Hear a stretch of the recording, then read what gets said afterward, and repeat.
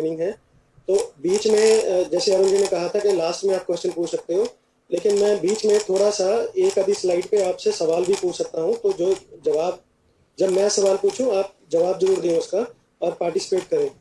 और कोशिश करें कि आप अपने सवाल व्हाट्सएप ग्रुप में भी डाल सकते हैं, यूट्यूब चैनल पे भी डाल सकते हैं, आप किसी भी माध्यम से पूछ सकते हैं और कर सकते हैं। यहाँ पे थोड़ा सा टाइम की कॉन्स्ट्रेंट जरूर हो सकता है, लेकिन हम आपका हर सवाल का जवाब देने की कोशिश करेंगे। हाँ जी अरुण जी। जी सर, अब आपके पास sir you can carry on with the things. और मेरे पास जितने भी लोग यहाँ एडमिट होते रहेंगे, मैं उनको एडमिट करने की जिम्मेदारी मेरी रहेगी।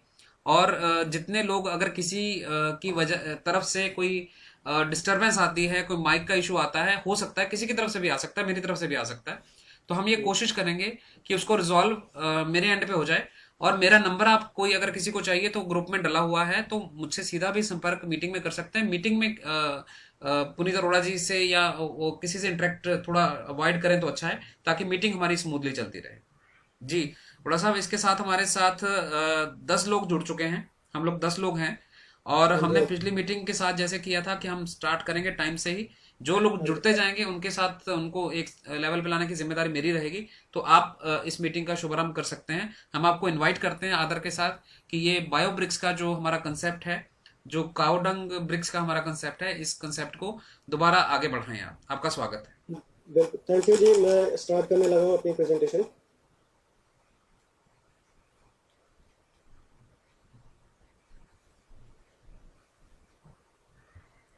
बाकी सभी पार्टिसिपेंट्स अपना वीडियो और माइक दोनों ऑफ कर सकते हैं।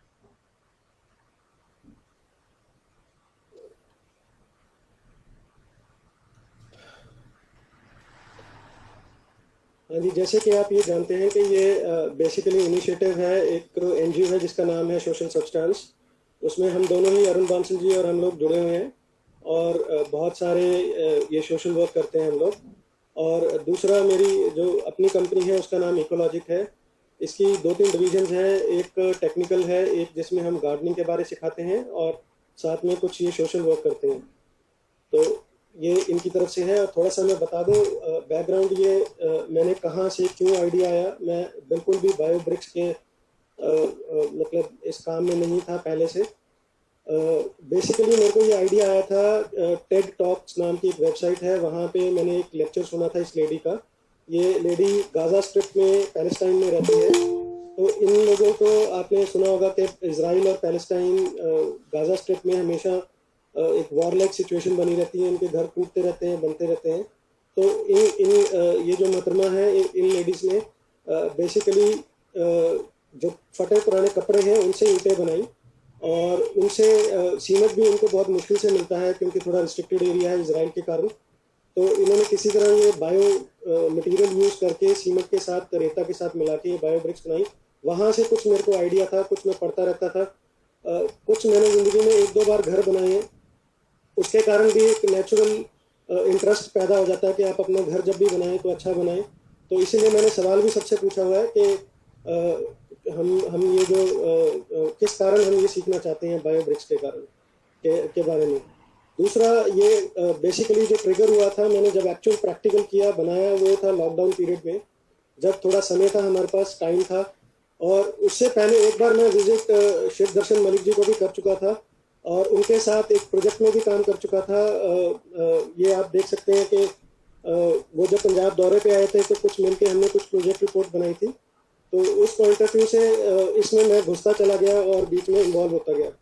तो शुरू में ये जो मेरा ट्रेनिंग सेशन है, ये जो मेरी बात है, इसका मेन जो आधार है, इसकी कोई क्वालिफिकेशन नहीं है मेरे पास। कोई सिविल इंजीनियर नहीं हूँ मैं, कोई टेक्निकली उस तरह मैं क्वालिफाइड नहीं हूँ। लेकिन मेरा जो जो रहा है, इसमें बेसिकली एक्सपीरियंस रहा है और मेरा इंटरेस्ट रहा है। और एक बहुत तकड़ा जो मोटिवेशन रही है कि वो मैं अपने घर को, जो अगला घर में जो बनाऊँ, अगला जो मेरा मन है, जो अगला घर में बनाऊँ। जो घर अब बन चुका है उसको तो नहीं मैं कुछ खास चेंज कर सकता। जो अगला घर मैं बनाऊँ वो इकोलॉजिकली साउंड हो, और इकोलॉजिकली वो बहुत सस्टेनेबल हो, और अच्छे से तरीके से मैं बना पाऊँ।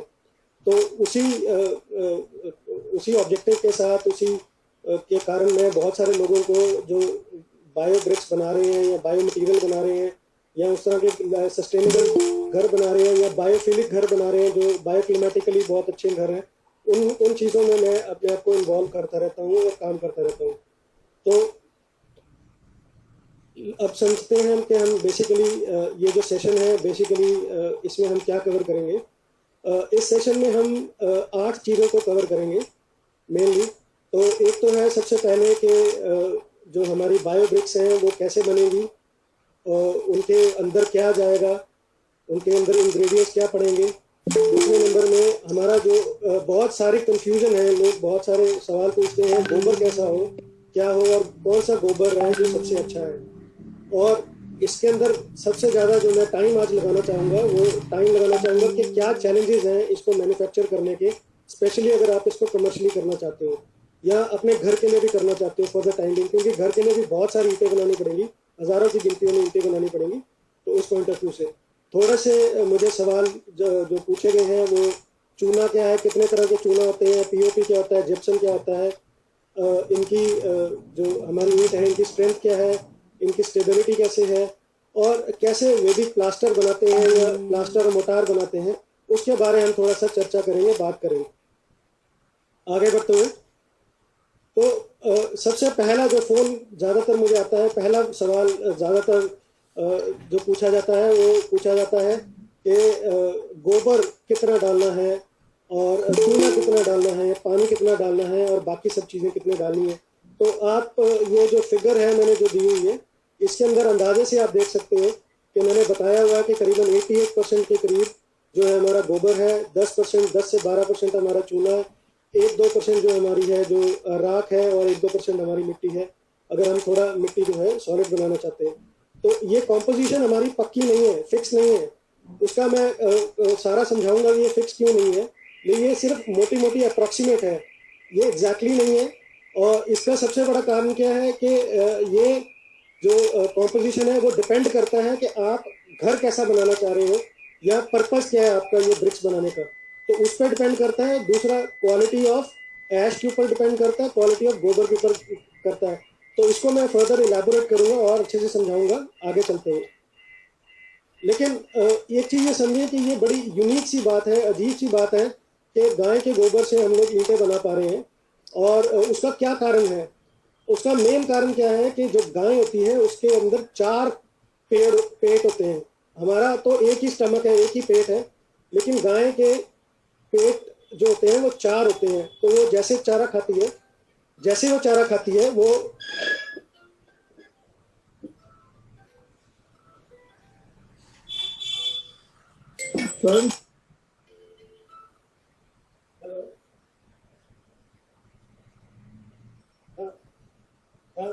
आप नहीं कर पा रहे? हाँ, लिंक मैंने भेजा आपको व्हाट्सएप में। हाँ, मैंने व्हाट्सएप में लिंक भेजा है आपको। नहीं आ रहा? चलिए थोड़ी देर रुकिए। हाँ हाँ, नहीं कोई बेटा है आपके आसपास? मैं इससे इसी मेरी बात चीज़ की बात कर रहा था कि कई बार होता है कि मेंबर सीधा उनको फ़ोन कर लेते हैं तो थोड़ा दिक्कत आती है मीटिंग में। तो मेरा नंबर भी साथ में अवेलेबल है, मैं टेक्निकल किसी भी तरह के प्रकार के आप असिस्टेंस के लिए व्हाट्सएप पे अवेलेबल हूँ। देखिएगा उसको। व्हाट्सएप पे हाँ, व्हाट्सएप पे मैंने भेजा है।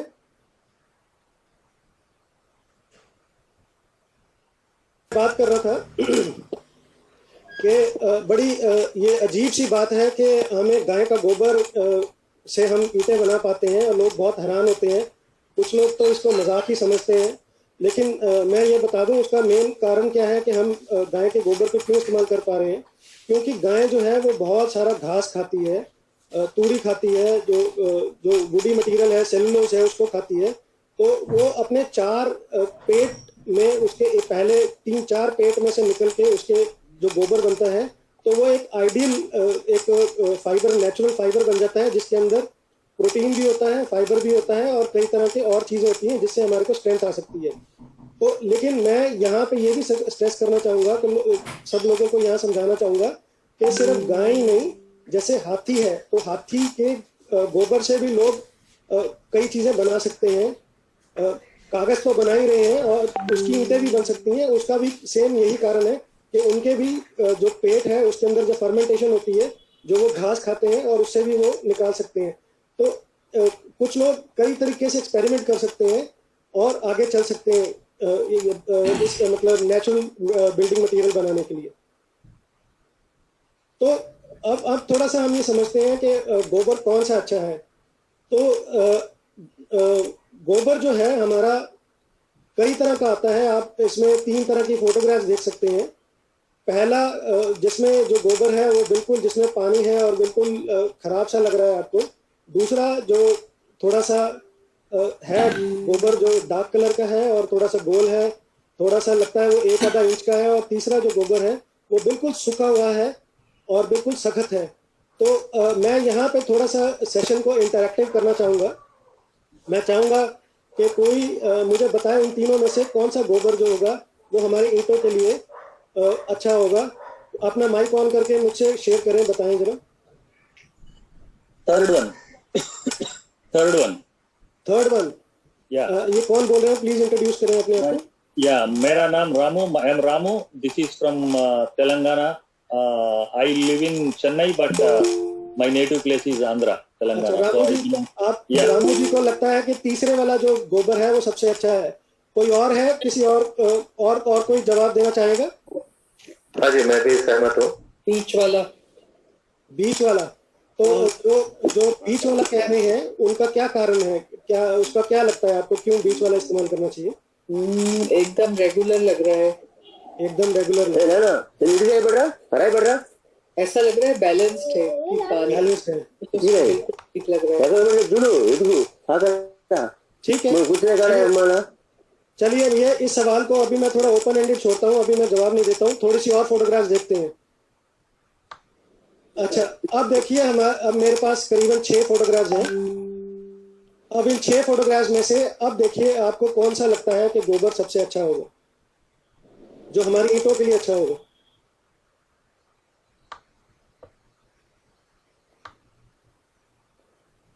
पहले वाला, दूसरे वाला, तीसरे वाला, चौथे वाला, 5वें वाला, 6वें वाला।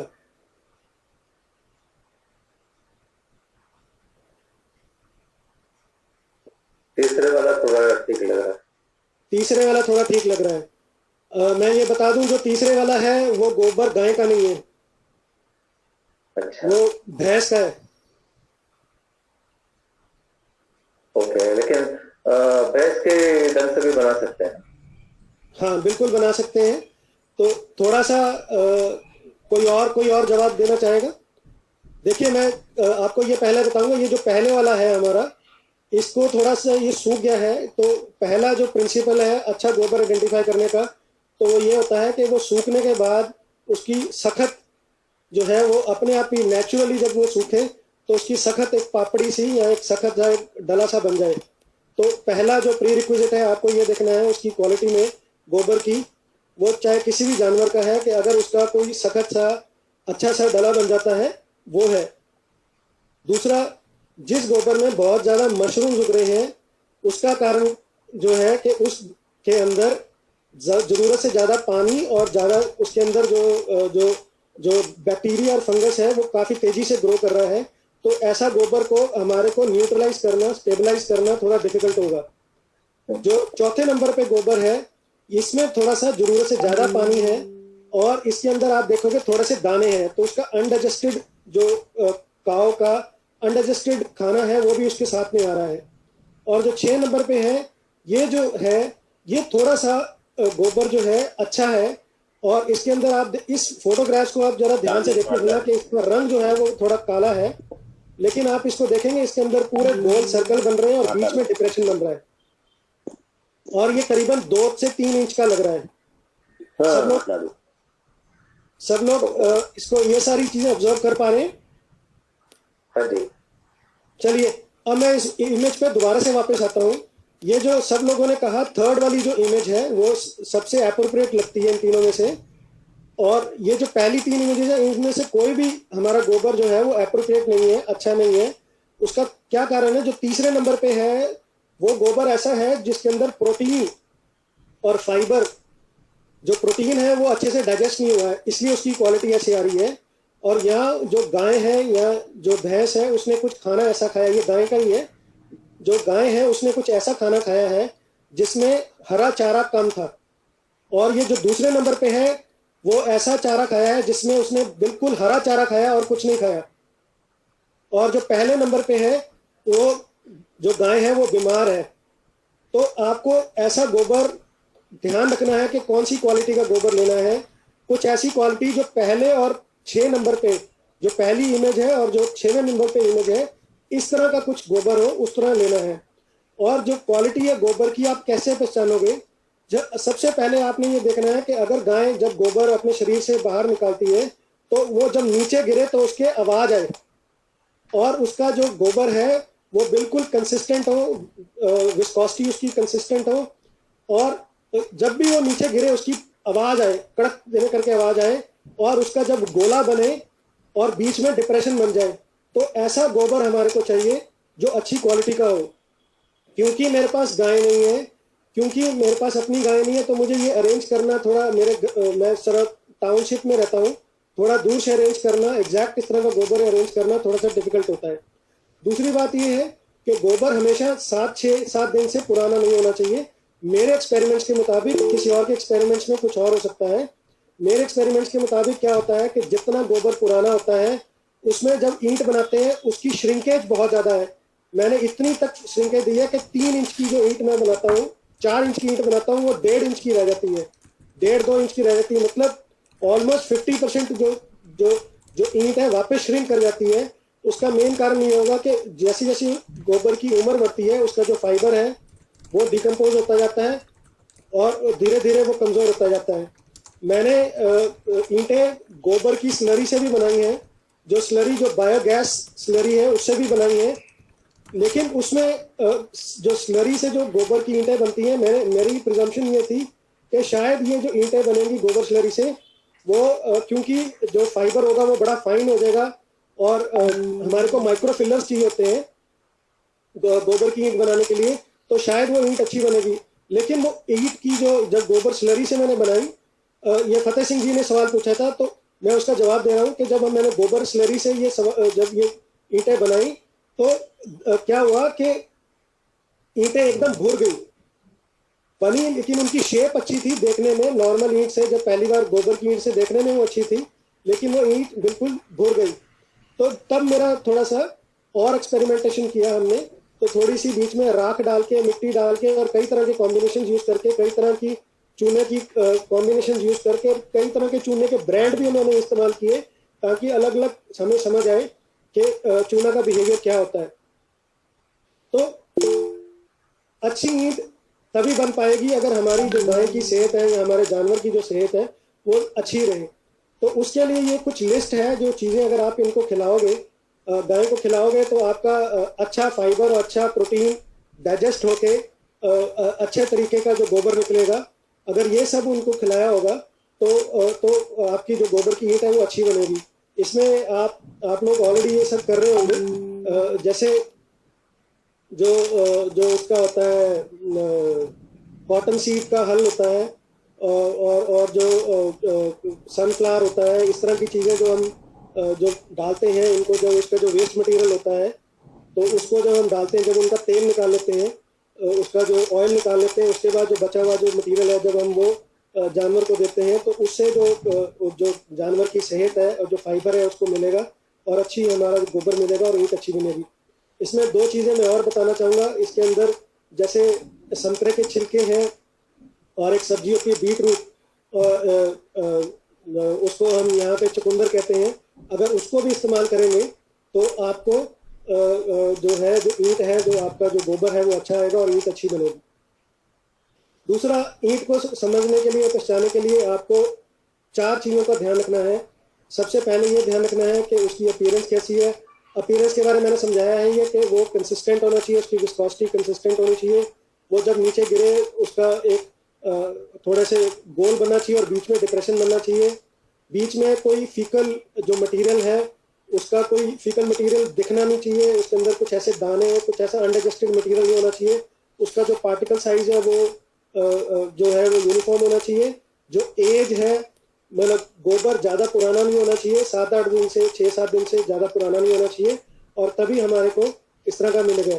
दूसरा, हमें ये भी ध्यान रखना है कि उसके अंदर जरूरत से ज़्यादा बैक्टीरिया, फंगस और गलत तरीके के उसके अंदर कीटाणु, बिच्छू, केचुए या कुछ इस तरह की चीज़ें ना हो, बीच में पनप रही हो, कोई बीच में इल्ली या कोई लार्वा, कोई ऐसा इंसेक्ट जो हमारे क्या कहते हैं ईंटों को बाद में खराब करे, वो सब चीज़ें नहीं होनी चाहिए। तो वो हमारे को स्क्रीन आउट करना पड़ेगा, निकालना पड़ेगा और समझना पड़ेगा कि हमें जो सही गोबर है वो किस तरह का होना चाहिए। तो बहुत सारे लोग जो हैं वो डायरेक्टली बस गोबर उठाते हैं और करीबन 1-2 महीने हो गए ट्राई करते हुए। तो उसका मेन कारण क्या है, वो सिलेक्शन ऑफ गोबर जो है या गोबर की जो प्री प्रोसेसिंग है उसके ऊपर ध्यान नहीं देते हैं। तो अगला, जैसे मैंने समझाया आपको कि आपको आपका जो गोबर है वो बिल्कुल दलिया जैसा लगना चाहिए और उसके अंदर करीबन 3 से 4 इंच का जो गोल गोल सेंट्रिक रिंग्स बन जानी चाहिए, बीच में डिम्पल बन जाना चाहिए। उसके अंदर जब वो गोबर नीचे गिरे और कंक्रीट फ्लोर पे अगर वो कहीं गिरता है या जोर के गिरता है तो उसकी आवाज़ आनी चाहिए। तो ऐसा गोबर हमारे को चाहिए। तो ये हमारा अच्छी क्वालिटी का गोबर है। दूसरे नंबर पे हमारे को जो मुझे सबसे ज़्यादा सवाल जो पूछा जाता है कि चूना कौन सा लें, कौन सा खरीदें। अब मैंने काफ़ी रिसर्च करी, काफ़ी कुछ ढूंढा। हमारे लोकल कई तरह के पैकेट्स आते हैं, लिफाफे आते हैं, बोरियां आती हैं, सफ़ेद रंग की बोरी आती है। मैं राजस्थान वाला चूना इस्तेमाल कर रहा था, लेकिन मुझे साउथ इंडिया से भी फ़ोन आता है, उत्तराखंड से भी फ़ोन आता है, उड़ीसा से भी आता है, गुजरात से भी आता है। तो दूर दूर में चूने की अलग अलग क्वालिटी है, अलग अलग तरीके हैं, अलग अलग काम करने के, लोगों के वहाँ पे अलग अलग रेट हैं करने के। तो मैंने एक ब्रांड ढूंढा है जिसके अंदर से आपको, उनकी मैंने फोटोग्राफ डाली है, जिसमें डिफरेंट तरह के जो हमारे जो चूने हैं वो आपको पता चल जाएंगे। ये तीनों तरह के चूने आप इस्तेमाल कर सकते हैं। इनमें से ऐसा कोई नहीं है कि आप इन चूनों को इस्तेमाल नहीं कर सकते। आप तीनों तरह के चूनों को इस्तेमाल कर सकते हैं ईंटें बनाने के लिए। लेकिन हर एक का फ़ायदा और नुकसान थोड़ा सा मैं बता देता हूँ। जो पहला चूना है इसको हाइड्रेटेड चूना कहते हैं, हाइड्रेटेड लाइम कहते हैं। ये जो हमारा ईंटों के बनाने के लिए मैंने सबसे ज़्यादा एक्सपेरिमेंट इसके साथ किए हैं। और हाइड्रेटेड लाइम जो है वो डायरेक्टली आप गोबर में मिक्स करें। मैं आगे इसका वीडियो भी दिखाऊंगा, इंस्ट्रक्शन वीडियो भी दिखाऊंगा। और इसको आप मिक्स करके और इसको गोबर को करीबन 1-2 दिन आपको छोड़ना पड़ेगा। दूसरे नंबर पे एक जो हमारा चूना होता है उसको कहते हैं हाइड्रोलिक चूना कहते हैं, उसको हाइड्रोलिक लाइम कहते हैं। ये जो चूना है ये काम आता है हमारा वैदिक प्लास्टर बनाने में। प्लास्टर बनाने के लिए जो चूना है वो हाइड्रोलिक चूना होता है। उसका सेम होता है, थोड़ा सा केमिकल फार्मूला डिफरेंट होता है और इसके अंदर थोड़ी सी क्ले भी मिली होती है अगर बाजार से रेडीमेड खरीदते हो तो आप। इसी तरह डोलोमाइट नाम का डोलोमाइट चूना भी आता है। इसके अंदर भी 25-30% के करीब एक और तरह की क्ले मिली होती है। तो ये मोटार बनाने के लिए प्लस जो वैदिक प्लास्टर है उसको बनाने के लिए अगर आपने इस्तेमाल करना है तो उसको इस्तेमाल कर सकते हो।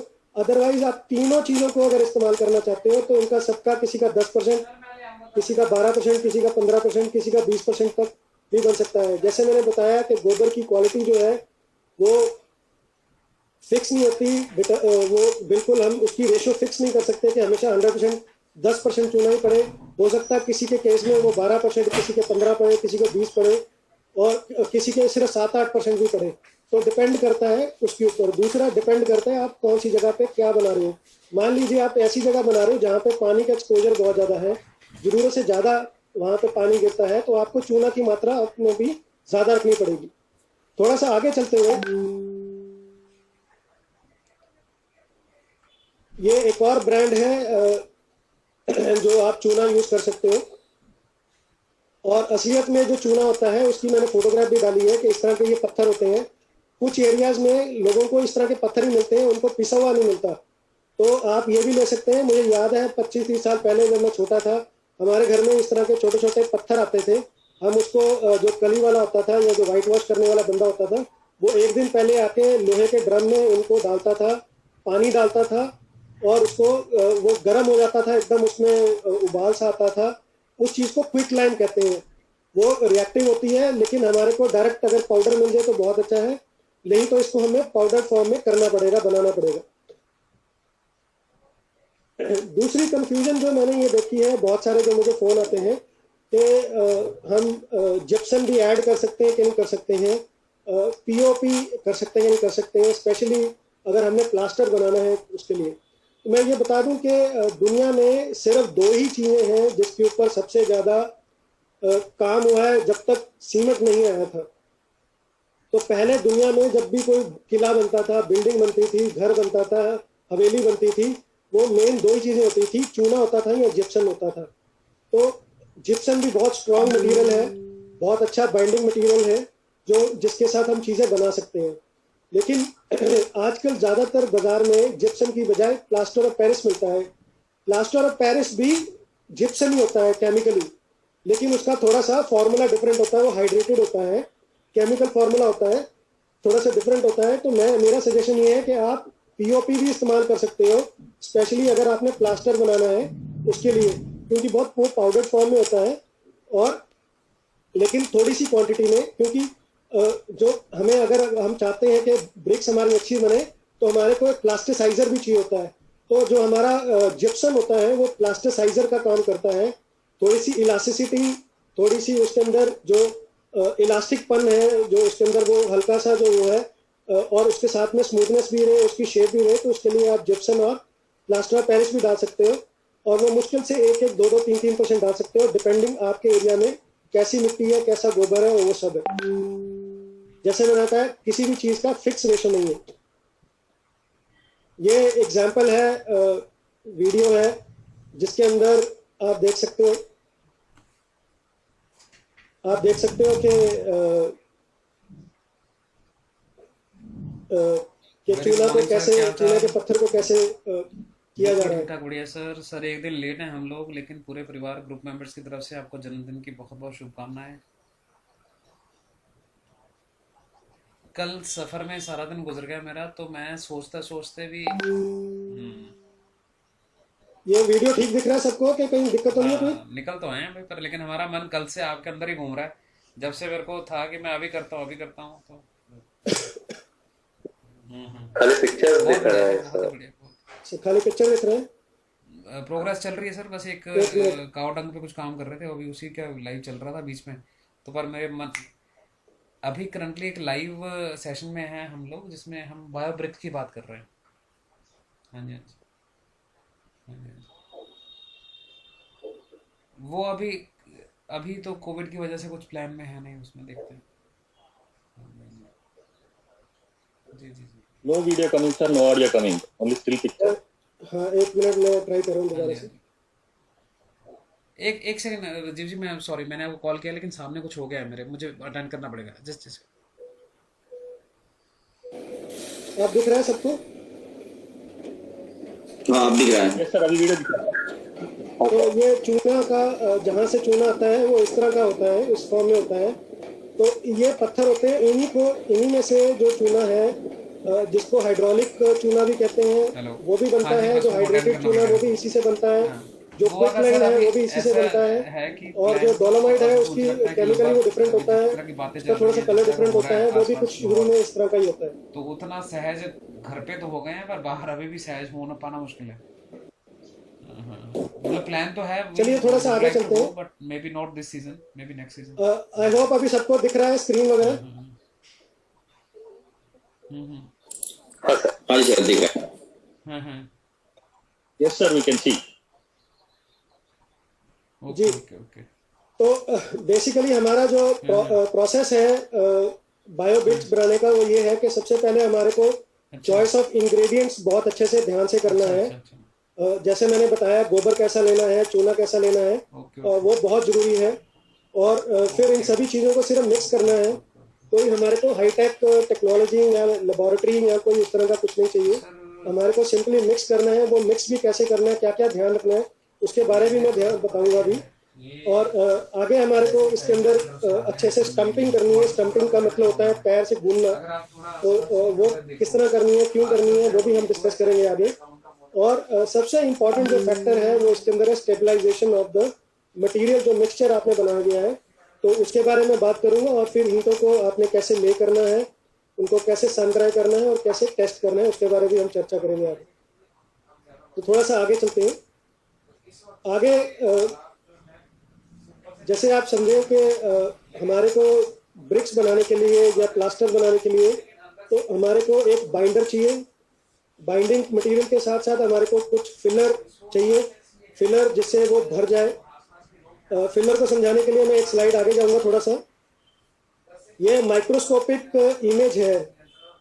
लेफ्ट हैंड साइड पे जो इमेज है वो गोबर की है, जो राइट हैंड साइड की जो इमेज है वो शुगर केन का जो है मटेरियल, उसका जो बगासे मटेरियल है उसकी है। तो आप गोबर में देखेंगे जो इलेक्ट्रॉन माइक्रोस्कोप के अंदर देखेंगे बहुत सारे हवा गैप है, तो that makes it a very good natural material, breathing material. तो लेकिन ये एक टाइम पे हमारे को थोड़ी सी भरने की भी जरूरत है।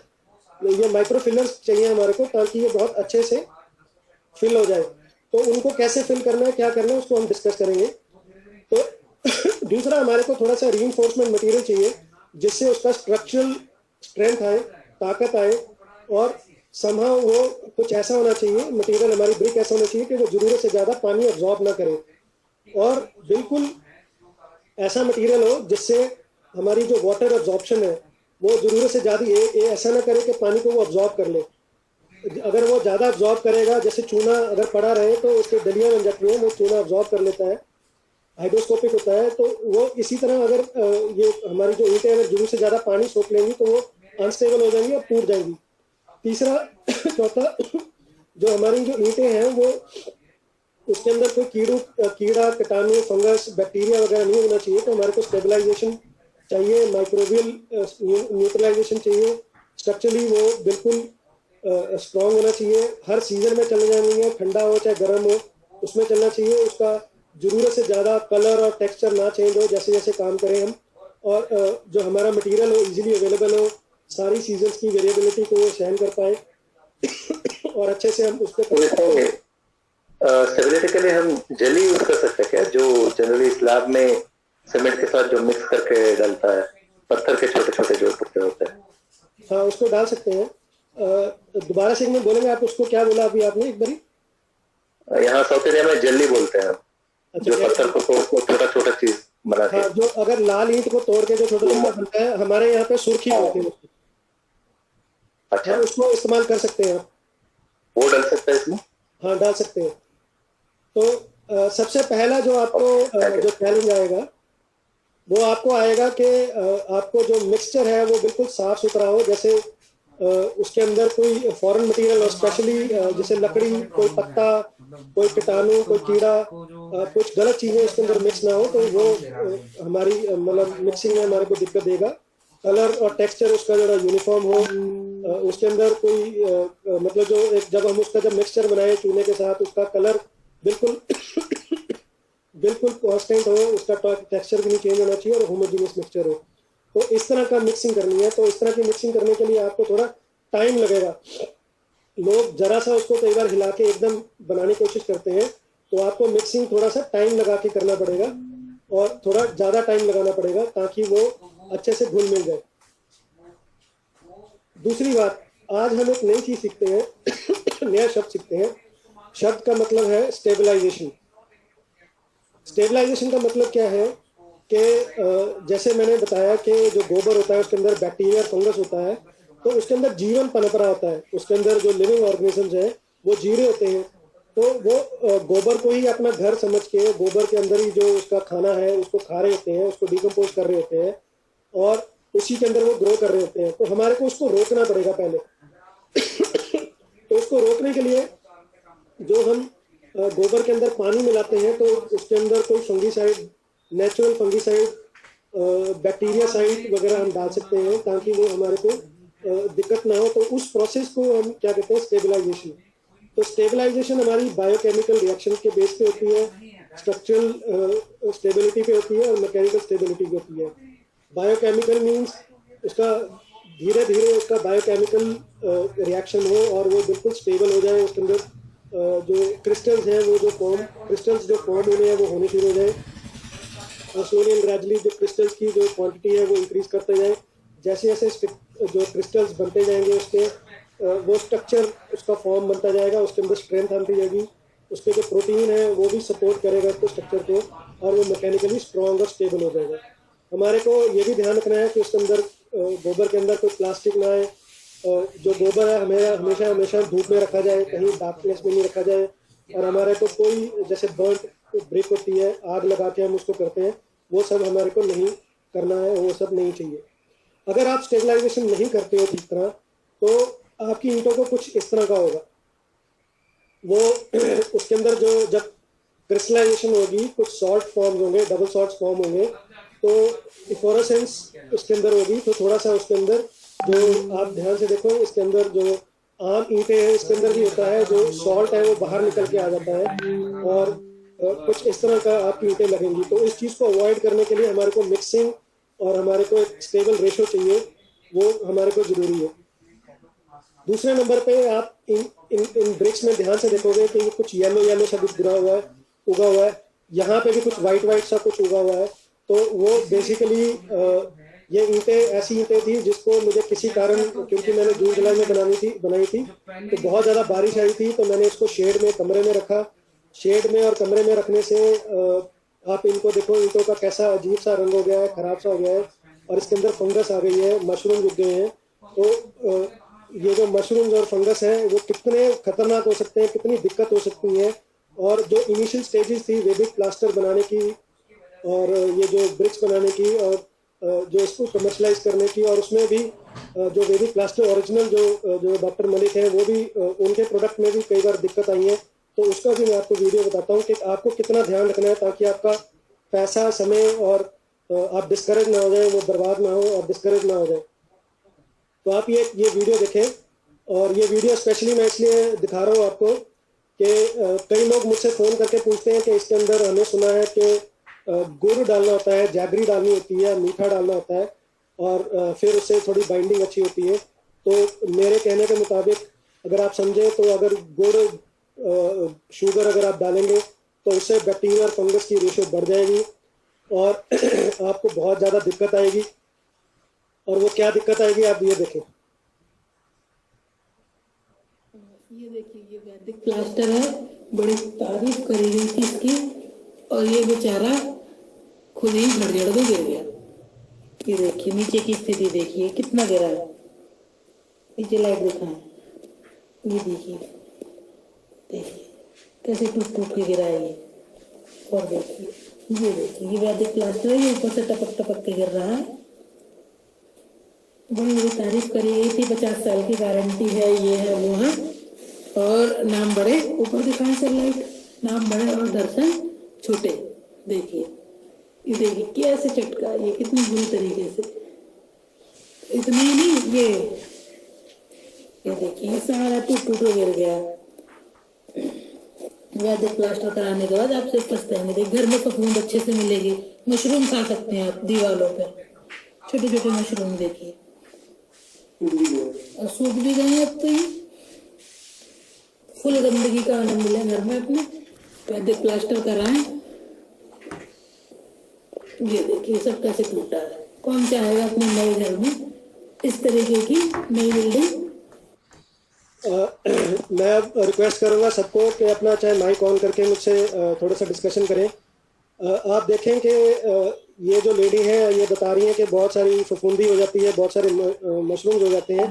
तो ये वीडियो मैंने स्पेशली इसलिए दिखाया है कि अगर आप अपने ये जो मिक्सचर है इसके अंदर अगर आप जैगरी डाल देंगे, शुगर डाल देंगे, तो उससे आपकी मशरूम जो है उसमें ग्रोथ आ जाएगी और वो बाहर बाद में आपको इस तरह की दिक्कत देगा।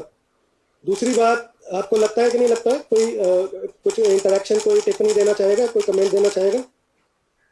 Sir, again, Ramu, my question is, are we sure that they used jaggery in this Vedic plaster mixture? So I'm basically explaining that you don't have to use jaggery or sugar. If you are going to use jaggery and sugar, then lot of mushrooms will come up. And please understand कि अगर हमने गोबर को मान लीजिए बना के कोई 8-10 घंटे दूर भेजना है, उसको अगर बहुत दूर भेजना है, जैसे मलिक साहब भेजते हैं कि अपनी फैक्ट्री में बनाते हैं और कई घंटे का वो बोरी में बांध के और वो कई घंटे दूर कहीं जहाँ पे वो यूज़ होता है, तो रास्ते में वो वैदिक प्लास्टर के अंदर कहीं से जो अगर उसकी प्रॉपर स्टेबलाइजेशन नहीं हुई है उसके अंदर फंगस और बैक्टीरिया अगर उसका नहीं मरा है तो वो दोबारा से उग पड़ेगा। और अगर आप उसमें जैगरी और शुगर डाल देंगे तो मीठा और बढ़ जाएगा। तो आपको ये समझना चाहिए कि हमें सबसे पहले जो उसके अंदर मशरूम है और जो उसके अंदर बैक्टीरिया है उसको न्यूट्रलाइज करना पड़ेगा, उसको स्टेबलाइज करना पड़ेगा। तो उसको स्टेबलाइज करने के लिए, उसको न्यूट्रलाइज करने के लिए आपको कोई नेचुरल फंगीसाइड या बैक्टीरिया साइड यूज करना पड़ेगा। तो आप उसमें नीम का पानी है, जो कड़वा पानी होता है, वो इस्तेमाल कर सकते हैं। और समहाउ अगर आप धीरे धीरे उसको पूरा सूरज में रखेंगे और उसको सुखाएंगे तो वो वैसे भी उसमें मशरूम नहीं आएंगे। दूसरा, आप ये देखें जो लोग इंस्पायर होते हैं वैदिक प्लास्टर बनाने के लिए या मोटार बनाने के लिए, तो उनको ये समझना चाहिए कि जो ओरिजिनल वैदिक प्लास्टर वाले लोग हैं वो गोबर को लेते हैं, पहले उसको अच्छे से पीसते हैं, कूटते हैं, और कूटने के बाद उसको सुखाते हैं और फिर उसको कूटते हैं और फिर उसके अंदर चूना मिलाते हैं। तो उसको कूटना और सुखाना उनकी मजबूरी है। वो अगर उसको सुखाएंगे नहीं तो बैक्टीरिया और फंगस उसमें मरेगा नहीं। और अगर उसको थोड़ा सा पानी मिला और वो, उससे क्या होगा कि आपका स्लोली एंड ग्रेजुअली बैक्टीरिया और फंगस उसमें दोबारा से आ जाएगा और इस तरह की आपको दिक्कत आएगी। तो पहली जो दिक्कत है ये मेरे को खुद आ चुकी है बनाने में, और ये मैंने जो ईंटें बनाई है उसी की मैंने ये फोटोग्राफ दिखाई है आपको। ये मैंने ये जब मेरे घर में जब मैं ईंटें बना रहा था, मेरे वहाँ पे जब बहुत ज़्यादा बारिश आ गई तो मेरे को शेड के अंदर, कमरे के अंदर जब ये ईंटें लाया तो इस तरह की दिक्कत आई। तो आपको ये दिक्कत ना आए और आप डिस्करेज ना हो, तो इसलिए मैंने ये समझाया है। और बहुत सारे लोग मुझे फ़ोन करके हमेशा ये सवाल पूछते हैं कि इसके अंदर जैगरी डालना कि नहीं डालना, क्योंकि वो ट्रेडिशनल रेसिपी को रेफर कर रहे होते हैं। तो ये ट्रेडिशनल रेसिपी नहीं है, इसके अंदर सारा बायोकेमिकली रिएक्शन हो रहा है। और इसको गोबर को आपने करीबन 2 दिन, जब आपने चूना जिप्सम और मिट्टी और ये सब जब आपने मिलाया है, जो मिक्सचर बनाया है, इसको आपने करीबन 2 दिन के लिए यूं ही छोड़ देना है उसको, ताकि उसको थोड़ी देर 1-2 दिन लगे उसको न्यूट्रलाइज होने में। फिर आपने उसमें ऑब्जर्व करना है कि उसके अंदर कहीं कोई दोबारा से कोई जीवन तो नहीं पनप रहा। तो अगर वो जीवन पनप रहा है तो उसको आपको या तो चूना की मात्रा थोड़ी सी बढ़ा के, क्योंकि चूना की जरूरत से ज़्यादा मात्रा होगी तब भी बहुत सारी चीज़ें मर जाएंगी, और धूप के कारण तो वैसे ही मर जाएंगी। तो इसके बाद जब आप ये सब बनाएंगे तो वो मेरा क्वेश्चन ये था सर कि क्या ऐसे बनाने का प्रोसेस बेटर नहीं है?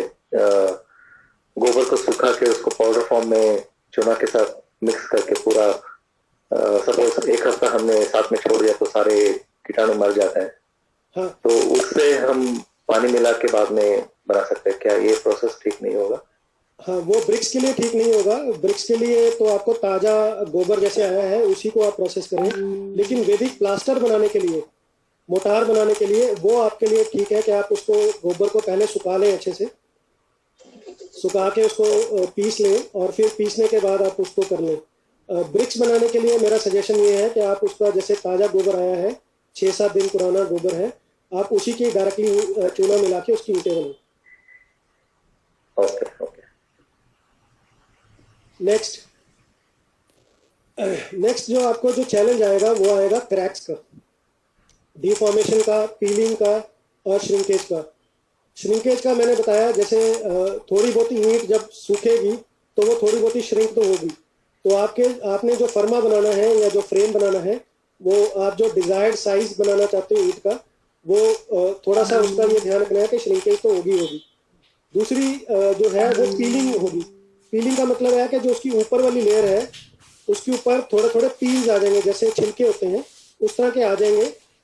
वो उसका मेन कारण क्या होता है कि जब ऊपर वाला, बाहर वाला हमारा जो डस्ट मटेरियल है, जिसके साथ हमने जब गोबर मिक्स किया और जिसके अंदर हमने फ्रेम में डाला और बाहर निकाला, उसका डस्ट मटेरियल उसके साथ चिपका हुआ है, या बाहर वाली लेयर है उसमें मिट्टी ज़्यादा है, उसके कारण भी जो है पीलिंग होगी। तो इनका दोनों का, श्रिंकेज का, पीलिंग का, डिफॉर्मेशन का, क्रैक्स का मेन सोल्यूशन एक ही सोल्यूशन है। वो सोल्यूशन है कि होमोजेनियस मटेरियल बनाया जाए।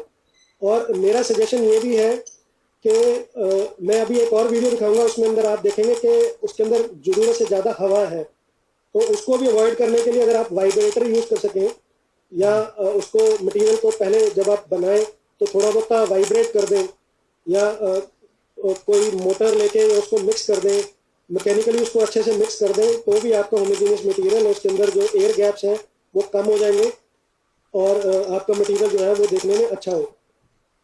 दूसरा है कि जब हम लोग इसको जब सन लेइंग करेंगे इसकी, तो आपको इनकी सारी साइडों को इक्वल सनलाइट देनी है। तो इक्वल सनशेड देने के लिए आपको इनको 1-2 दिनों बाद मूव करना पड़ेगा, left right upper lower front back जो है सारी साइड्स को जो है वो लगनी चाहिए। मैंने ये कई बार ऑब्जर्व किया है, कुछ लोग जब मेरे को फ़ोन करते हैं तो वो एक ही तरफ रख देते हैं ईंट और फिर दूसरी तरफ कहते हैं वो गिल्ली है, या एक तरफ ज़्यादा गिल्ली रहेगी एक तरफ कम रहेगी। तो वो आपको ये थोड़ा ध्यान रखना पड़ेगा कि सूरज की गर्मी से ही इसमें बनना है, उसी से क्रिस्टलाइजेशन होनी है, उसी से इसकी स्ट्रेंथ आनी है, उसी से इसकी स्ट्रक्चर फॉर्म होनी है, उसी से स्टेबलाइजेशन होनी है, उसी से मशरूम्स जो है और फंगीसाइड जो सनलाइट एक कुदरती फंगीसाइड और बैक्टीरिया साइड है, तो उसी में हमारा करना है। तो सन ड्राइंग वाला जो पीरियड है उसमें बहुत आपने ध्यान से इनको उठाना है और हिलाना है और मूव करना है। हर तरफ इसको सूरज की रोशनी लगनी चाहिए। कोई बात नहीं, कुछ चाहिए थोड़ा सा एक और वीडियो हम देखते हैं कि अगर आप स्मॉल स्केल में पहले सब लोग अगर कमर्शियल प्रोडक्शन या घर के लिए भी करना चाह रहे हैं तो आपको बिल्कुल स्मॉल प्रोडक्शन कैसे करनी है और उसकी मिक्सिंग कैसे करनी है, उसमें कितना आपको कोशिश करनी है कि ज़्यादा जगह से टाइम लगे और होमोजेनियस मटेरियल बने। तो उसका वीडियो ऑलरेडी है, ये कुछ पुराना वीडियो है मेरा। तो इसमें आप देखोगे कि मैं करीबन 5 किलो के करीब मेरा गोबर है। गोबर भी जो है तो ज़्यादा अच्छी क्वालिटी का नहीं है, थोड़ा ड्राई सा है, उसके अंदर प्रोटीन अच्छे से डाइजेस्ट नहीं होगा क्योंकि ड्राई मटेरियल जो है वो उसमें कुछ ज़्यादा गाय को ड्राई मटेरियल ज़्यादा खिला रहे थे, हरा चारा कम खिला रहे थे। तो लेकिन अब मेरे पास चॉइस नहीं थी, तो उसी से मैं घर में आया था तो उनको डेमो मेरे को देना था। तो जो हमारे को इस टाइम गोबर मिला तो उससे मैंने इसकी जो है रेशो क्या रखनी चाहिए, तो ये डिपेंड करता है। मैं कई बार बात कर चुका हूँ कि जो गोबर कैसी है, जो असल में ज़्यादा फीडिंग खाती हुई है, हरा चारा उसने कम खाया है, और जो दूसरा चारा है जो ड्राई चारा है वो ज़्यादा खाया है, ठीक है। और ये इसके अंदर तो मैं इसी गोबर के साथ मैं आपको दिखा रहा हूँ कि ये कितना करना है। तो ये जो पेटी है हमारी, ये जो बाल्टी है, ये करीबन 5 किलो की बाल्टी है और ये इसके अंदर 5 किलो का जो 10% होता है ये करीबन 500 ग्राम होता है। तो ये 500 ग्राम चूना हम लेंगे और इसमें डालेंगे और इसको मैं पहले से पानी में नहीं बोल रहा हूँ। उसका मेन कारण क्या है कि मैं चाहता हूँ जब मैं इसमें पानी मिलाऊं तो इसका केमिकल रिएक्शन हो, और इसको मिलाने के बाद मैं इसको करीबन 1-2 दिन इसको छोड़ दूंगा ताकि इसके अंदर धीरे धीरे जो मैं यहाँ पे ये भी बताना चाहूँगा सबको कि मैं चूना डायरेक्टली उसमें डाल रहा हूँ, मैं पहले उसको पानी में नहीं डाल रहा हूँ और मैं गोबर में डाल रहा हूँ। उसका मेन कारण एक और है कि जब मैं इसमें पानी में डालूंगा चूना गर्म हो जाता है, एंडोथर्मिक रिएक्शन होता है। तो जब वो गर्म होता है उसकी गर्माहट से भी बहुत सारे कीटाणु बैक्टीरिया और फंगस है वो हमारी मर जाती है। तो मेरा सजेशन यही है कि आप उसको चूने को डायरेक्टली डालें। कुछ लोग उसको अलग से पहले पानी में घोल लेते हैं और पानी को फिर उसमें डालते हैं ये समझ के कि शायद उससे ज़्यादा अच्छे से घुलेगा। लेकिन मैं चाहता हूँ जब उसकी जो हीट निकले, जब वो एंडोथर्मिक रिएक्शन है, तो जब वो गर्म हो तो वो गर्म गोबर के अंदर ही हो, तो गोबर के अंदर उसका केमिकल रिएक्शन हो, तो जिससे हमारा जो गोबर है वो थोड़ा सा उस टाइम नरम पड़े और उसके अंदर जो मशरूम या फंगस या बैक्टीरिया जो है वो उस समय हमारी न्यूट्रलाइज हो जाए। तो इनका बायोकेमिकल रिएक्शन हो, इसके जो आगे ऑक्सीडेशन होनी है, जो जिसके जो आगे फर्दर सॉल्ट सूट्स बनने हैं वो बन जाए और इसका धीरे धीरे रंग चेंज हो जाए। तो मेरी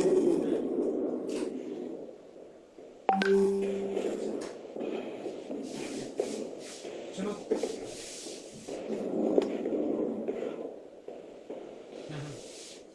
अच्छा ਤੁਸੀਂ हैंड ओवर नहीं कर सके मतलब अभी। अच्छा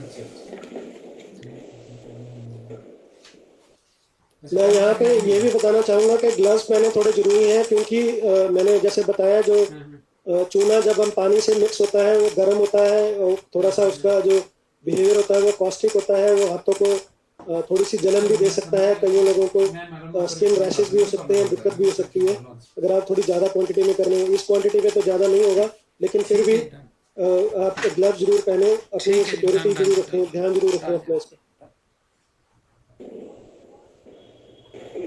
गोबर का रंग चेंज हो गया। बिल्कुल ठीक है,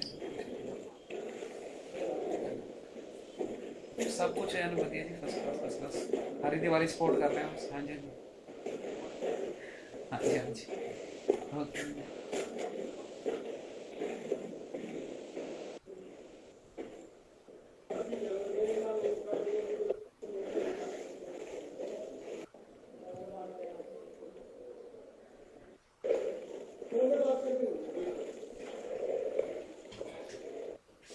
तो अब देखिए, इसको मैंने काफ़ी अच्छे से मिक्स किया है और इसके अंदर हालांकि जो चूना है उसकी कुछ डलियाँ रह गई हैं, तो धीरे धीरे ये एक दिन के लिए, मैं 1-2 दिन के लिए इसको मैं ऐसे छोड़ दूंगा और छोड़ने के बाद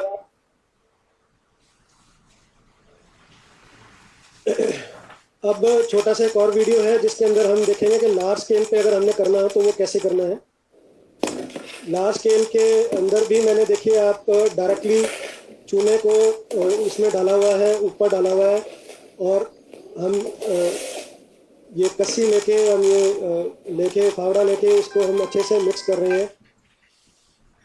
हेलो, हाँ जी, गुड मॉर्निंग जी मैम, कैसे हैं आप?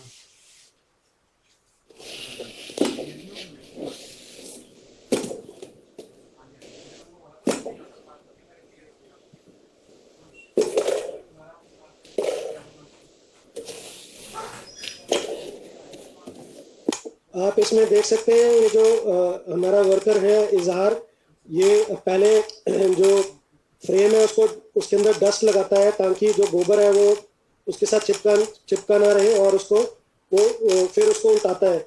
लेकिन मेरा सजेशन ये है कि आप लोग ये फ्रेम ना इस्तेमाल करें। एक फ्रेम आता है जिसके अंदर ऊपर से वो खुला होता है और नीचे से भी खुला होता है, और आप एक तसला लेके साथ में या कोई कंटेनर लेके उसमें गोबर डाल के और उस फ्रेम में ऊपर से आप डाल सकते हो। तो लेकिन मेरे पास ये ऑलरेडी ऐसे फ्रेम्स हैं, तो मैं ऑलरेडी इन्हीं से काम कर रहा हूँ। जब ये फ्रेम्स मेरे ख़राब हो जाएंगे तब मैं नेक्स्ट फ्रेम जो है वो जो ऊपर से और नीचे से खुला है वो वाला यूज़ करूँगा, और जहाँ पे मैंने जो ईंट ले करनी है, जहाँ पे रखनी है, वहाँ पे फ्रेम को रख के ऊपर से गोबर को, जो मिक्सचर है, अगर मेरा बहुत अच्छे से होमोजेनियस मटेरियल है, मिक्सचर है, उसको मैं डालूंगा और उससे मैं करूँगा। उस केस में मेरे को जो डस्टिंग मटेरियल है वो सिर्फ नीचे लगाना पड़ेगा, ऊपर नहीं लगाना पड़ेगा, साइडों पे नहीं लगाना पड़ेगा।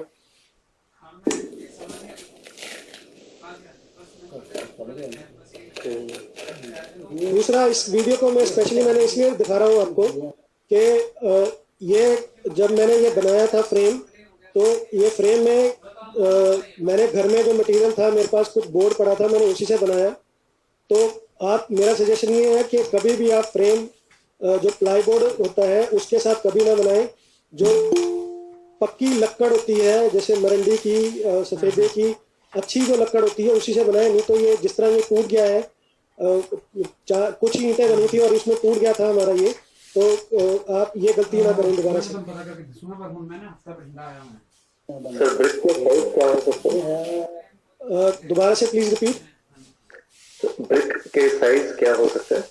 ब्रिक का साइज आप देखेंगे मैंने स्टैंडर्ड ही रखा हुआ है, जो हमारा ISO स्टैंडर्ड है, जो हाईएस्ट स्टैंडर्ड है हमारा, सर ISO नहीं, हाईएस्ट स्टैंडर्ड है 4.5 इंच बाय 9 इंच वाली जो मैंने रखा हुआ है। लेकिन आप थोड़ा सा उससे बड़ा रखें क्योंकि बाद में ये श्रिंक हो जाती है। इसको स्टैंडर्ड साइज रखने का कारण ये है, सबसे बड़ा ये है कि स्लोली एंड ग्रेजुअली, आज नहीं तो कल कोई ना कोई यूनिवर्सिटी, कोई ना कोई टेस्टिंग अथॉरिटी इसको टेस्ट करेगी, चेक करेगी। उनको टेस्ट करने के लिए, चेक करने के लिए, इसकी कंप्रेसिव स्ट्रेंथ निकालने के लिए, इसकी टेंसाइल स्ट्रेंथ निकालने के लिए, इसके ऊपर एब्रेसिव टेस्ट करने के लिए और कई तरह के टेस्ट करने के लिए हमारे को इसका स्टैंडर्ड साइज ही रखना पड़ेगा, जो ईंटें ऑलरेडी बाजार में हमारी मिल रही हैं, जिस तरह की मिल रही है। तो मेरा सजेशन ये है। लेकिन मैंने देखा है कि कुछ लोग डिफरेंट टाइल के रूप में भी इसको देख रहे हैं, पतला बना रहे हैं और मतलब उस तरह भी बना रहे हैं। लेकिन उस तरह थोड़ी सी ये, अगर आपने कोई क्वालिटी टेस्ट नहीं कराना होगा लॉन्ग रन में या कुछ उस तरह का नहीं कराना होगा, तो आप उस तरह भी बना सकते हो। मेरा ख्याल इसकी ज़्यादा स्ट्रेंथ 1-2 इंच 2 इंच पे 3 इंच पे ज़्यादा अच्छे से बनेगी, लेकिन मैं वो 4.25 इंच वाली ही बना रहा हूँ आजकल। आप लोग 2 इंच 3 इंच वाली भी बना सकते हैं, उसमें थोड़ी ज़्यादा अच्छे से मुझे लगता है स्ट्रेंथ गेन करेगी। ओके। ये नापी जो नहीं बनता है सब। अरे हमारे घर पर कितने खर्चा है क्या?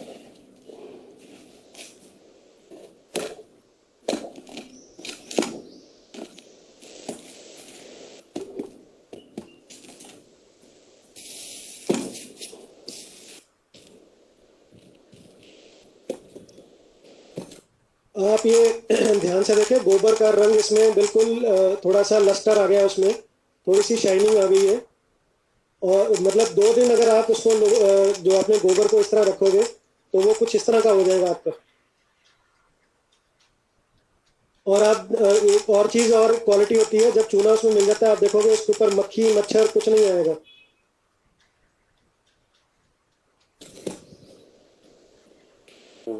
ये तो नंबर नहीं है, तो ये निकालना हाँ अभी तो ठीक है।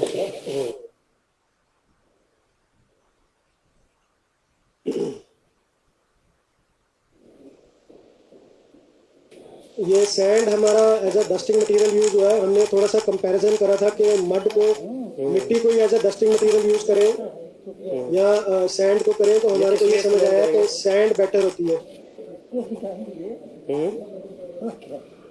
सैंड को हम पहले सुखा रहे हैं अच्छे से, सुखाने के बाद उसको as a dusting material use करें। सबसे ज़्यादा इम्पोर्टेंट ये भी है कि अगर आप चाहते हो कि आपकी ईंटें बिल्कुल स्मूथ और अच्छे से आए, तो आपको जितना भी आपके फ्रेम्स हैं उनको धोना ज़रूरी है। तो आप थोड़ी थोड़ी देर बाद उनको धोएं, उनको क्लीन करें, तभी आपकी क्लियर और अच्छे से अच्छी सी ईंट आएगी।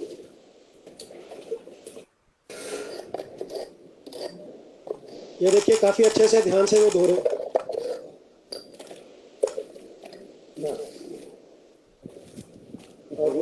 अब समझाओगे और तक इसलिए इस्तेमाल करोगे, ऐसे चपक ना जाए। जब हम बनाएं, अपनी ईंट बनाएं तो वो। चलिए, एक अब सवाल मेरे को बहुत ज़्यादा पूछा जाता है कि तो हमारी ईंटें हैं उसका पानी क्या असर होगा, कि क्या हम इसको ऐसी जगह पे लगा सकते हैं जहाँ पे बाथरूम है, या जहाँ पे इसको डायरेक्टली एक्सपोज कर सकते हैं बारिश के ऊपर, क्या नहीं कर सकते हैं। तो मैंने करीबन 12-13 घंटे के लिए अपनी जो ईंट मैंने बनाई थी, उस ईंट को मैंने 12-13 घंटे के लिए मैंने पानी के अंदर पूरा भिगो दिया, और उसका नतीजा देखते हैं कैसा आया।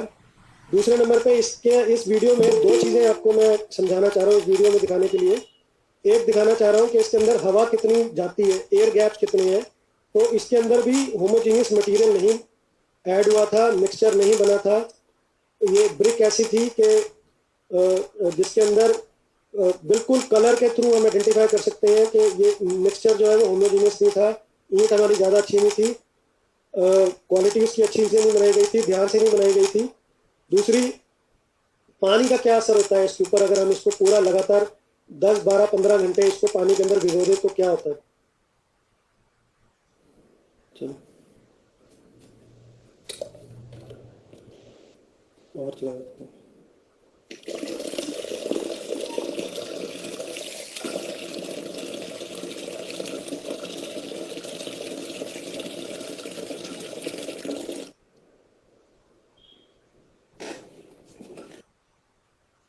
आप सब लोग ये देख सकते हैं कि जो ईंट है वो ऊपर फ्लोट कर रही है, वो पानी से भी हल्की है, पानी में फ्लोट कर रही है ऊपर आके, वो नीचे उसमें अभी काफ़ी ज़्यादा हवा है। और आप ध्यान से देखोगे इसके अंदर एयर बबल्स जा रहे हैं, बहुत सारे एयर बबल्स बनाती जा रही है। ये भी एक इंडिकेशन है कि आपकी ईंट अच्छी नहीं बनी है। इतने ज़्यादा और इतनी स्पीड से बबल्स नहीं बनने चाहिए जब आपकी ईंट बने। आप देखें डायरेक्टली वो एयर बबल्स बन रहे हैं, उसके अंदर पानी जो है वो ईंट जो है अब्जॉर्ब करती जा रही है लगातार।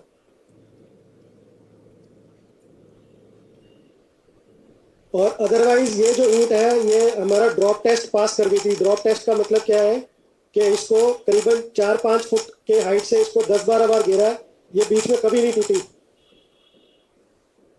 और ये वो ईंट है जिसके अंदर फॉरेन मटेरियल जैसे तूड़ी और वुडी मटेरियल वाली ये ईंट है। ये एक्सपेरिमेंट किया गया था कि ईंट वुडी मटेरियल ऐड करने से इसकी स्ट्रेंथ इंक्रीज होती कि नहीं होती। ये आप देखेंगे बहुत सारे बबल्स बनते जा रहे हैं, लेकिन फिर भी ये अभी भी फ्लोट कर रही है।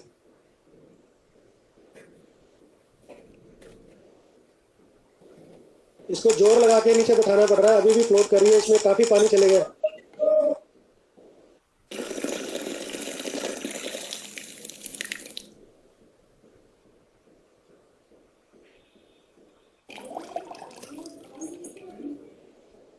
अब ये 12 घंटे बाद हम निकाल रहे हैं, तो आप देखेंगे कि ये अंदर थोड़ी सी धूल पिघली हुई है।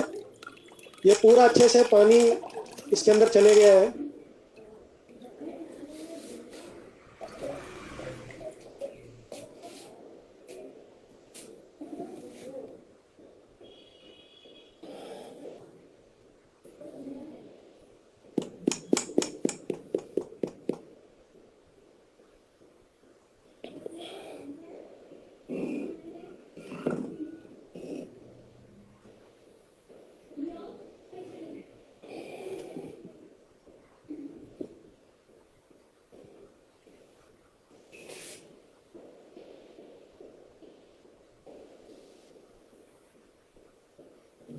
ईंट जो है वो सॉफ्ट हो गई है, और आप देखेंगे कि मैं इसके ऊपर अगर सिंपली अपने ही बाहर डालता हूँ तो ये ईंट टूट जाती है, क्रैक हो जाती है, टूट जाती है। तो पहली बात तो ये है कि ये जो हमारी बायो ब्रिक्स है, गोबर से ईंट बनी हुई ईंट है, तो एक चीज समझना चाहिए, पानी इसका दोस्त भी है और दुश्मन नहीं है। जरूरत से ज़्यादा अगर इसमें हम पानी डालते जाएंगे, लगातार डालते जाएंगे, तो ये हमारी ईंट ये टूट जाएगी। दूसरा, आप इसमें आप लास्ट में देख सकते हैं कि जो ईंट का कलर है वो 2 तरह का है। तो इसमें फिर से होमोजीनियस मटेरियल नहीं बना था, और जो बीच में तूड़ी डाली है उसके बावजूद इसकी स्ट्रेंथ जो है वो ज़्यादा पानी डालने से लूज कर गई।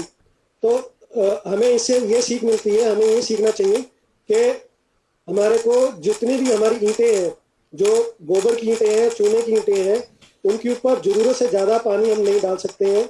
लेकिन with the passage of time, slowly and gradually, चूना के अंदर स्टेबलाइजेशन जो होती है वो करीबन 30-40 साल तक चलती रहती है। तो जैसे जैसे इसकी उम्र बढ़ेगी, ईंट जितनी पुरानी होगी उतनी ये सख्त बनती जाएगी, उतना इसके स्ट्रक्चरल जो स्ट्रेंथ है वो गेन करता जाएगा। और चूना को कहा जाता है 30-40 साल की उम्र में जाके तो ये जवान होता है। जवान होने का मतलब क्या है? ये असलियत में जो स्ट्रेंथ है वो इतने साल, 25-30 सालों में जाके गेन करता है, बिल्कुल पत्थर जैसा हो जाता है।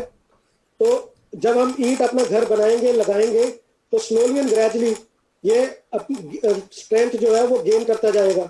जो सीमेंट की स्ट्रेंथ भी है वो भी करीबन 1-2 साल बाद, 1 साल बाद देखी जाती है। 1 साल में वो कितना स्ट्रेंथ गेन कर गया है। लेकिन चूने के केस में ये लॉन्ग टर्म देखा जाता है। दूसरा, अगर हम ऐसी गलतियां नहीं करेंगे तो हमारी प्रॉपर ईंट बनेगी, और हमारे ये जो टेम्परेरी स्ट्रक्चर्स हैं, परमानेंट स्ट्रक्चर्स हैं, जिनके ऊपर छत भी डल सकती है, वो भी डल सकती है, क्योंकि इसमें अदरवाइज स्ट्रेंथ बहुत ज़्यादा है।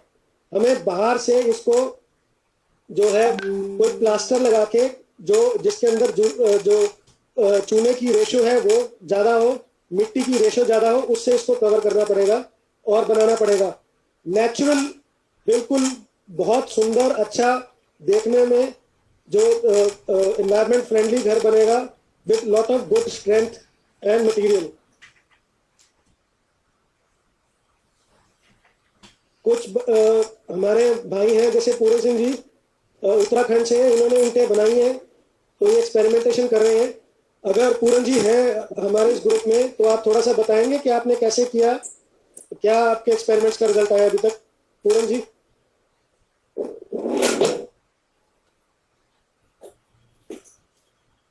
पूरन जी हैं हमारे पास, हमारे साथ?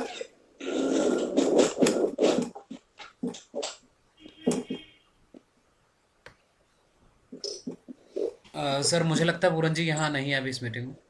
अच्छा ठीक है, एक उड़ीसा से राजन भाई हैं, वो है हमारे साथ मीटिंग में। उड़ीसा से हैं, उन्होंने ये ईंटें बना के अपनी फोटोग्राफ भेजी हैं।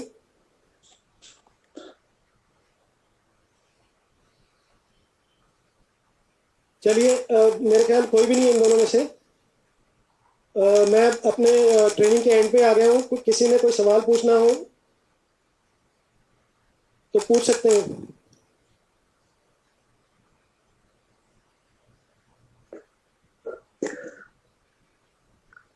एक कोई कुछ स्टैंडर्ड मेथड, आई मीन क्या बोल सकते हैं,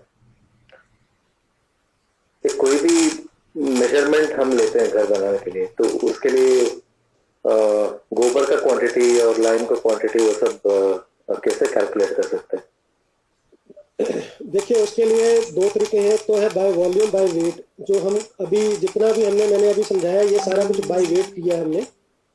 और आपके पास ये जो डायग्राम है अभी जो आपको मैं दिखा रहा हूँ, ये थंब रूल तो है आपके पास। ये करीबन 10% के करीब चूना बढ़ता है, 80-90% के करीब आपका गोबर है, 1-आधा% जो आपकी ऐश है, और 1-आधा% जो है आपको मिट्टी डालनी है। तो यहाँ से आप एक्सपेरिमेंटेशन स्टार्ट करेंगे तो आपका बेसिकली अच्छी ईंट आपकी बन जाएगी। और स्पेशली अगर ये जो ऐश है वो शुगर केन जो जला होता है, तो उसकी अगर ऐश यूज करेंगे तो उससे काफी अच्छी स्ट्रेंथ में आपकी जो ईंट है उसकी स्ट्रेंथ होगी। ओके। और आप गोबर की सोर्सिंग कैसे करते हैं सर? गोबर की सोर्सिंग कैसे करते हैं, कहाँ से लेके आते हैं? क्योंकि मैं बैंगलोर से बोल रहा हूँ। हाँ हाँ, तो हमारी एक फार्म है, वहां पे हम घर बनाना चाहते हैं इस मेथोडोलॉजी से। करेक्ट। तो अगर हमको करना है तो कैसे कर सकते हैं? कोई गौशाला में अप्रोच करना है, क्या करना है? आपको गौशाला से ही आपको अप्रोच, मैं भी यही करता हूँ।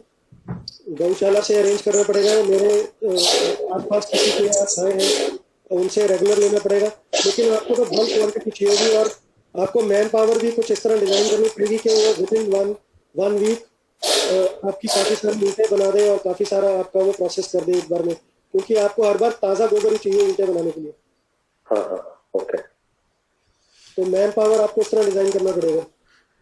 जी पुनीत जी, मैं यहाँ कुछ ऐड करना चाहूँगा, क्योंकि हमने पिछली मीटिंग में भी ये सवाल लिया था, और हो सकता है कि ये वीडियो वो लोग भी देखें जो ये सवाल को दोबारा पूछें। तो मैं ये ऐड करना चाहूँगा कि हमने ये देखा है कि भारत के कुछ ऐसे गांव हैं जहाँ पे बहुत सारा पशुधन है, लेकिन उनके पास गोबर के डिस्पोजल प्रॉपर नहीं है, गोबर गैस प्लांट नहीं है।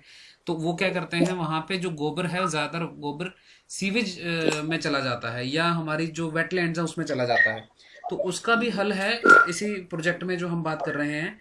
तो जो भाई या बहन अपने आसपास के गांव की जीवन स्तर को ऊपर उठाना चाहते हैं, या ऐसा कोई कारखाना लगाना चाहते हैं जिससे कि हमारे वेटलैंड्स का भी नुकसान होने से बच सके, सीवेज सिस्टम का नुकसान होने से बच सके, उनके लिए भी ये प्रोजेक्ट बहुत जरूरी मायने रखता है।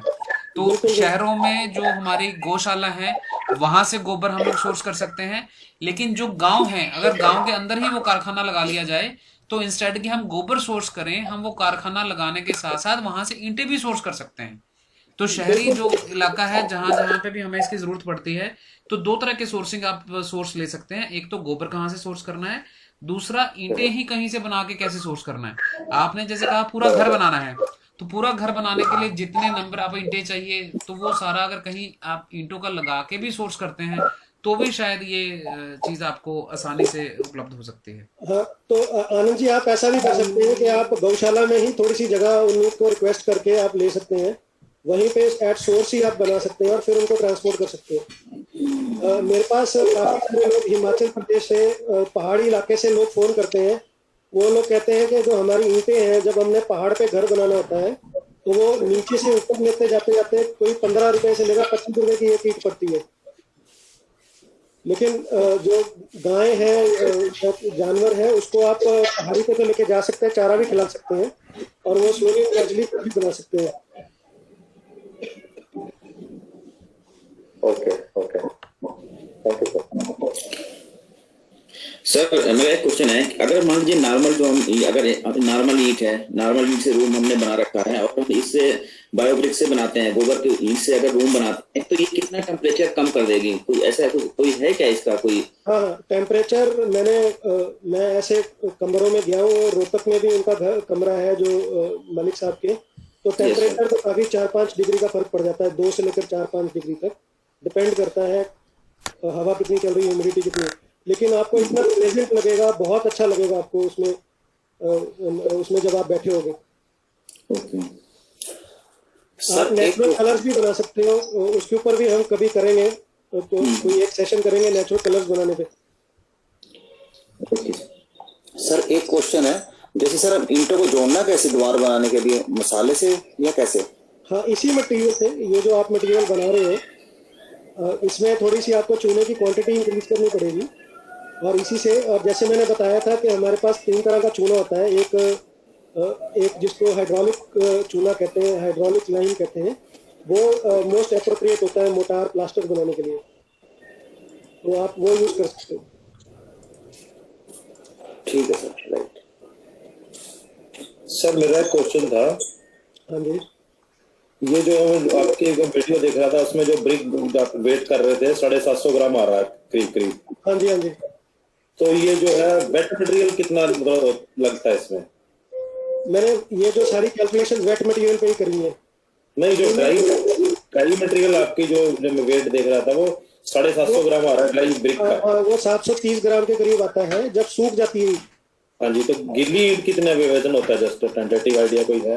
हाँ, वो 1 किलो की होती है। 1 किलो के, तो 25% जो ड्राई वेट रिड्यूस हो जाता है।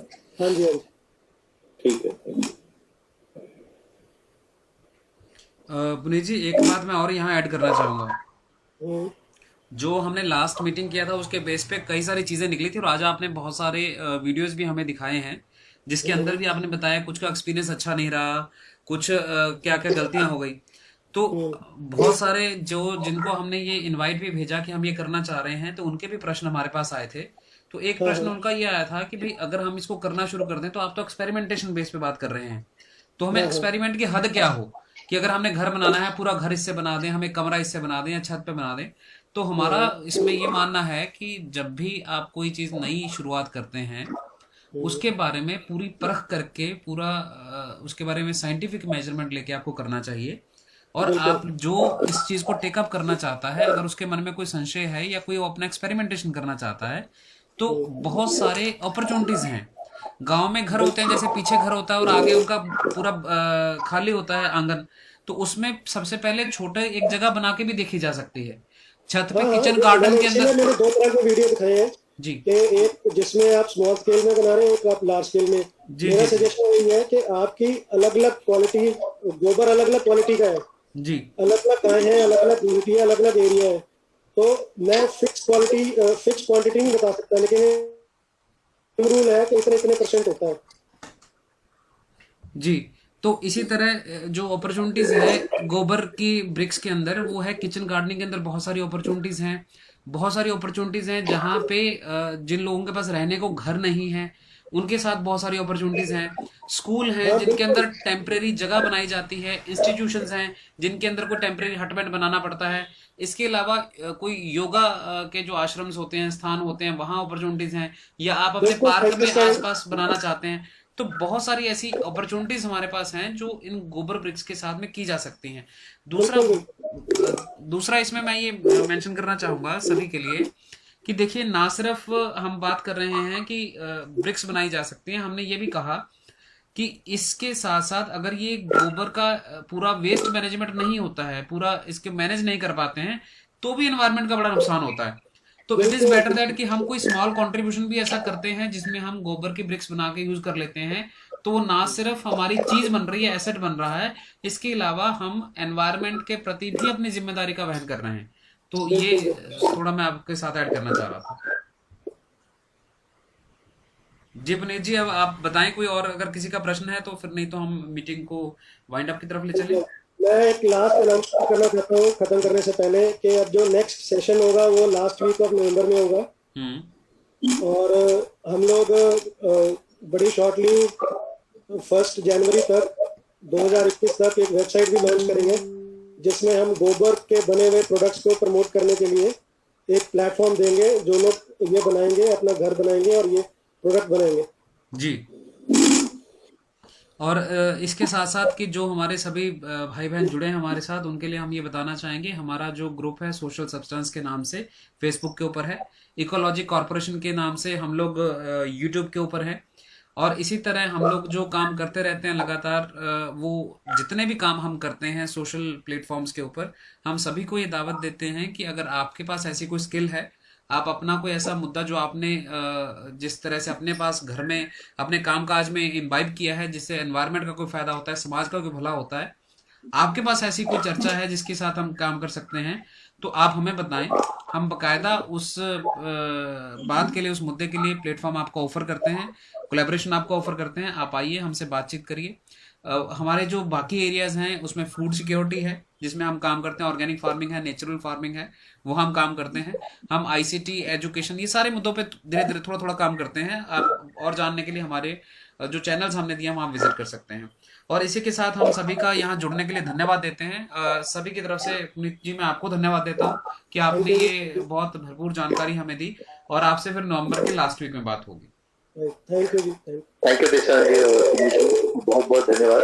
और मेरे भाई एक्चुअली टेरेस गार्डनिंग में है, संजीव आनंद उसका नाम है जी। तो कभी मैं आपसे उसका भी मुलाकात करवा था, शायद वी कैन वर्क टुगेदर।